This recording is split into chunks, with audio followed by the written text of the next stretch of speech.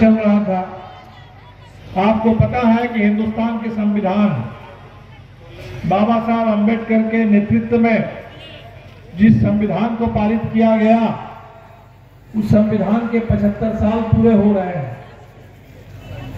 26 नवंबर को पारित होने के 75 साल पूरे हुए और अभी 26 जनवरी को उस संविधान के आधार पर जो हिंदुस्तान में गणतंत्र की स्थापना हुई, जिस संविधान में हमने कहा कि हम भारत के लोग भारत को एक समाजवादी, धर्मनिरपेक्ष, लोकतांत्रिक गणराज्य के रूप में घोषित करते हैं, उसके 75 साल पूरे हो रहे हैं। और ऐसे मौके पर भारत के गृह मंत्री अमित शाह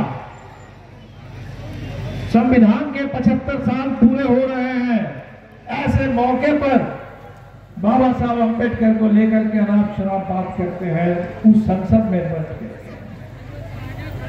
आप समझ सकते हैं कि ये कैसे लोग हैं और क्या करना चाहते हैं। बाबा साहब ने खुद कहा था कि संविधान तो लिखा गया, पारित हो गया, संविधान में जनता के लिए बहुत सारे हक है और बहुत सारे हक अभी नहीं है, आगे चल करके वो हक हमें लेना है।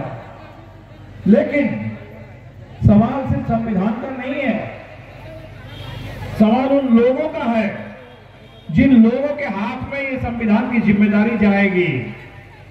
अगर गलत हाथ में संविधान चला गया तो गलत हाथ में संविधान जाएगा तो बेहतर संविधान से भी गलत परिणाम निकलेगा और बेहतर परिणाम नहीं निकल पाएगा। ये बाबा साहब ने जिस समय संविधान पारित हो रहा था उस मौके पर कहा था। और अमित शाह ने अपने बयान से यह साबित कर दिया कि आज हिंदुस्तान का संविधान बिल्कुल गलत हाथ में है, एक ऐसे लोगों के हाथ में है जिनका हिंदुस्तान की आजादी के आंदोलन से कोई लेना देना नहीं था। जब संविधान पारित हो रहा था उस समय उन्होंने संविधान का विरोध किया था और कहा था कि संविधान में कुछ भारतीय कुछ है ही नहीं, ये भारत का संविधान नहीं है, भारत का संविधान तो मनुस्मृति है। तो मनुस्मृति को संविधान मानने वाले, जाहिर सी बात है, वो बाबा साहब के संविधान को स्वीकार नहीं कर सकते, क्योंकि बाबा साहब ने संविधान लिखने के 20 साल पहले 1927 में 25 दिसंबर के मौके पर मनुस्मृति का दहन करके उन्होंने बता दिया था कि आजाद हिंदुस्तान में ये गुलामी का ये जो कोड है, ये गुलामी का दस्तावेज नहीं चलेगा।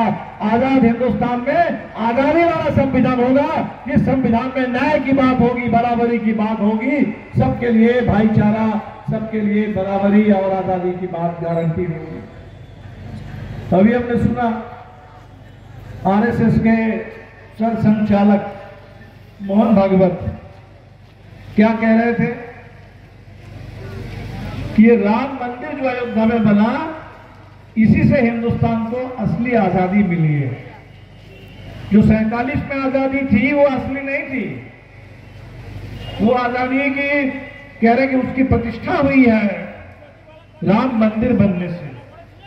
राम मंदिर को सुप्रीम कोर्ट ने कहा तब बना, और सुप्रीम कोर्ट ने ये मानते हुए भी कि बाबरी मस्जिद को गिराना एक जुर्म था, संविधान के खिलाफ था, कानून के खिलाफ था, लेकिन ये मानते हुए भी ये झगड़ा खत्म हो जाए, इस विवाद का एक तरीके से समाप्ति हो जाए, इसके लिए सुप्रीम कोर्ट ने अलग मंदिर और अलग मस्जिद बनाने का एक साथ ऐलान किया कि चलो यहां मंदिर बना लो और एक अलग जगह एक मस्जिद भी बन जाएगी। तो सुप्रीम कोर्ट ने इस उम्मीद से कहा था कि चलो ठीक है, बहुत दिनों से मसला चल रहा था, इस पर खत्म करते हैं। लेकिन आज आरएसएस के लोग बोल रहे हैं कि असली आजादी तो 1947 में जो आजादी आई वो असली आजादी नहीं थी। वो जो आजादी का आंदोलन, जिस आंदोलन के लिए भगत सिंह ने शहादत दी, जिस आंदोलन के लिए हजारों लाखों की तादाद में हिंदुस्तान के लोग जेल गए, लाठी खाए, शहादत दिए, फांसी के फंदे को चूमे। वो आजादी क्या थी? वो आजादी की लड़ाई क्या थी? तो आज चाहे संविधान की बात हो, चाहे आजादी की बात हो, आप देख रहे हैं कि ऐसे लोग सत्ता में बैठ गए हैं जिनका इस देश की आजादी से, जनता से, संविधान से, लोकतंत्र से कोई मतलब नहीं। इन्होंने कहा, मोहन भागवत ने, कि रोटी रोजी का रास्ता भी अयोध्या से निकलता है, मंदिर से ही। कब बोल रहे हैं? ऐसे दौर में बोल रहे हैं जब महंगाई आसमान छू रही है, पूरे हिंदुस्तान में हाहाकार है, बेरोजगारी चरम पर है, चरम बेरोजगारी, भुखमरी की स्थिति, महंगाई आसमान में, और कह रहे हैं कि रोजी रोटी भी मंदिर से मिल जाएगा, मंदिर से रास्ता निकलेगा। तो एक ऐसे दौर में ये झूठ बोलने वाले, नफरत फैलाने वाले, संविधान और लोकतंत्र को खत्म करने वाले लोग जब सत्ता में बैठे हुए हैं, तो जाहिर सी बात है कॉमरेड महेंद्र सिंह हमारे लिए आज पुराने किसी भी समय की तुलना में, महेंद्र सिंह जब जिंदा थे उस समय से भी आज महेंद्र सिंह हमारे लिए ज्यादा जरूरी है। भगत सिंह जब जिंदा थे उस समय से भी भगत सिंह आज हमारे लिए ज्यादा जरूरी है।